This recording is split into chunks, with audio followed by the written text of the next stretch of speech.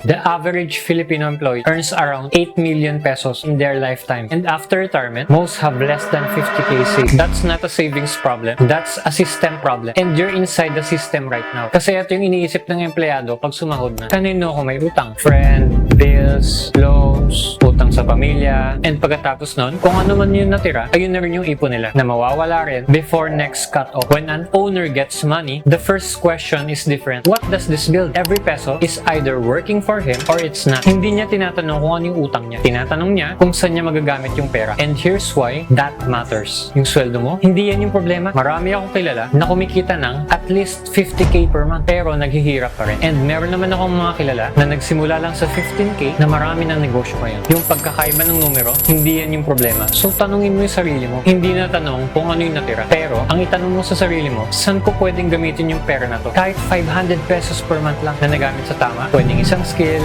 isang small investment, or side project, ibang-iba na yung resultang makukuha mo. Kaya hindi kailangan na mas malaking sweldo. Kailangan mo mag-invest sa sarili mo.